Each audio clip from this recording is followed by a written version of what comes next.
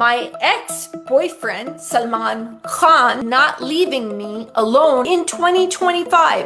বলিউড ভাইজান সালমান খান আবারও বিতর্কের মুখে। তার প্রাক্তন প্রেমিকা সোমি আলী সম্প্রতি ইনস্টাগ্রামে এক ভিডিও শেয়ার করে অভিনেতার বিরুদ্ধে গুরুতর অভিযোগ তুলেছেন।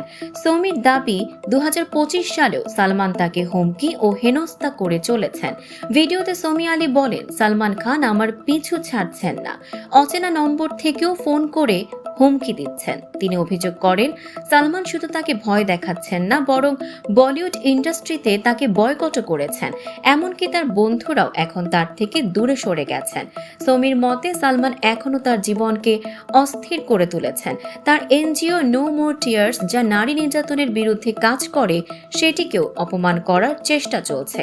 তিনি আরো বলেন, 1998 সালে আমাদের সম্পর্ক শেষ হয় সালমানের প্রতারণার কারণে, কিন্তু 2025 সালেও এই হেনস্থা চলছেই। তিনি আমার সৎ বোন এবং ভাগ্নের সঙ্গেও দুবাইয়ে দেখা করেছেন এবং মুম্বাইয়ে আমার চরিত্র নিয়ে প্রশ্ন তুলছেন।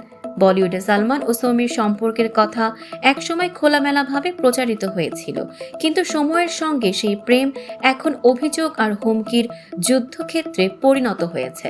সোমির এই ভিডিও ছড়িয়ে পড়তেই নেটিজেনদের মধ্যে শুরু হয়েছে তীব্র আলোচনা ও প্রতিক্রিয়া। অনেকে প্রশ্ন তুলছেন, ভাইজান কি সত্যি তার পুরনো প্রেমিকাকে এত বছর পরও হুমকি দিচ্ছেন? দর্শক, সাম্প্রতিক ও চমকপ্রদ সব খবর পেতে ফলো করুন আমাদের ফেসবুক পেজ CB24 টিভি এবং সাবস্ক্রাইব করুন ইউটিউব চ্যানেল CB24 অফিসিয়াল।